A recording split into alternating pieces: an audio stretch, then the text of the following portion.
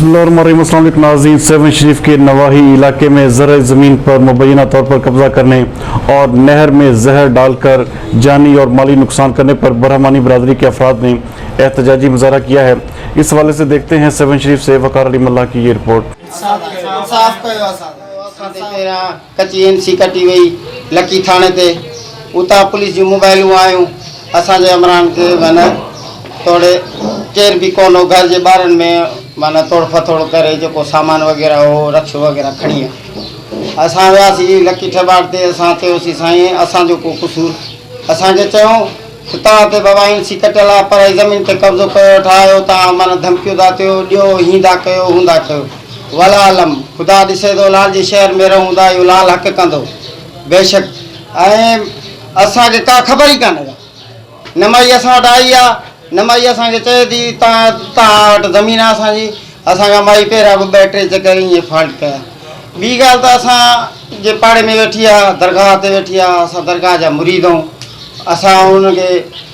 मालिकनि गर्ज़ था कयूं त हीअ मौलाना दिमाग़ ख़ुश्क आहे चर्च पीअंदी आहे असांजा 2-3 छोकिरा चर्च में हाणे आंदा आहिनि माशाल्लाह उन्हनि खे गैस पिला करे पैसा ते वठंदी ॾींदी आहे जेके हक़ीक़त में पैसा न आहिनि त उन्हनि खे चवंदी आहे काठी लिकड़ी पकटे अचो त माना मां तव्हांखे पैसा इहो चर्च ॾियां उनजे बाद असां वियासीं साहिब ॾे SHO साहिब ॾे लाखेर ख़ालिद हुसैन असांजो उन हक़ कयो फ़ैसिलो कयो माई उन ते राज़ी थी उन खां पोइ माई आई सिधो पंहिंजे घर असां पंहिंजे थाक ते आयासीं असां आयासीं सेवण ठेबाट जो वॾो मुंशी गुलाम शबीर सोलंगी उन फ़ोन कई इनखे अमानुल्लाह खे फ़ोन कई त असां हिन जो मसइलो हल थी वियो आहे तव्हां हिनखे छॾे ॾियो इन सुभान फ़क़ीर जे मसइले में असांजे हमरा खे गुम करे चयो 4 खां 5 ॾींहं थी विया आहिनि न मुलाक़ात आहे न मानी न टिकी न हुनखे हंधि न बिस्तरो न कपिड़ो न लटो असां परेशान आहे असांजी अमर बीमार आहे उहा बेवस लॻी वेठी आहे उहो अलाह खां दुआऊं वेठी घुरे त लाल साईं असां ते रहम कर हीअ अलाए कहिड़ी बला आहे कार असां ते हिननि ज़ुल्म करे मारियो आहे अमरलाल ॾे असां 8 चकर दोस्त मोकिलिया पाण न विया आहियूं त वाह मथां असांखे विहारे छॾे कंहिं सियासी चकर में असां कंहिंजा हरबुर मदा न आहियूं असां कंहिंजी शइ ते वेही नाजाइज़ी न कई आहे अलाह थो ॾिसे मालिक दुनिया खे ख़बर आहे सभिनी खे ख़बर आहे तव्हां कंहिंखे बि माना को एतिराज़ या को असां में शक शुबो हुजे तव्हां जांच करे था सघो तव्हां असां ज़मीन ॾिसी था सघो असांजा कागज़ ॾिसी था सघो मैदान ॾिसी था सघो उन खां अलावा असांजो माना मच्छी जो तलाउ तक़रीबन ड्रेग में थोरो डिघो असांजे घर ताईं पुॼे पियो असांजे घर ताईं माना उते मेंहूं वेयूं उन तलाउ में वेंदियूं आहिनि वेहंदियूं आहिनि असां पाणी पीअणु खाइणु पीअण जो सॼो बंदोबस्तु कंदा आहियूं उन्हनि ज़ालमनि अलाए कंहिंजे चवण ते उन में ज़हर विधो उन में तक़रीबन असां 2-3 लख जो बिज हिन में विधो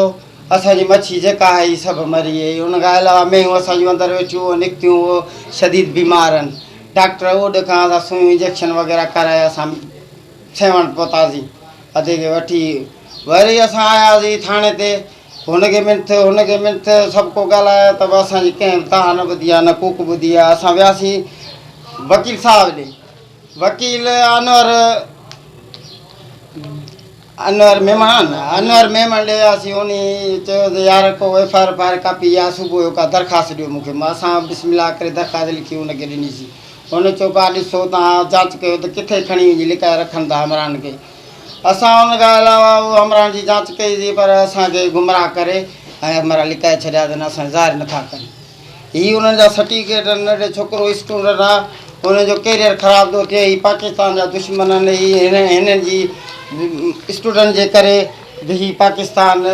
उमेदनि ते क़ाइमु आहे अलाह कंदो अहिड़ा ई छोकिरा लाल साईं कंदो जो पाकिस्तान जी मदद कंदा ऐं पाकिस्तान जे लाइ हेल्प ॾींदा इन खां अलावा डोमिसाइल आहे हुनजो छोकिरे जी उमिरि आहे 18 साल वारस अली नालो आहे ऐं इंटर में पढ़े थो हाजी मर्द बाबा सरकार साईं असां हुनजा मुरीद हुनजे पाड़े में वेठा आहियूं मेलो मलाखड़ो कंदा आहियूं सभु कुझु कंदा आहियूं दुनिया खे ख़बर आहे असां ते न की आहे तव्हां हक़ कयो हुजे असां DC खे अपील था कयूं SP खे अपील था कयूं असां TPO खे अपील था कयूं असां तहक़ीक़ था कयूं SHO साहिब खे असां महिरबानी करे असां SHO साहिब जा थोरा था रहंदासीं असांजे माना बालक ऑफिसर आहे असांजे माना तर जो ऑफिसर आहे उमेद आहे त असांजी इज़त कंदो लाल साईं।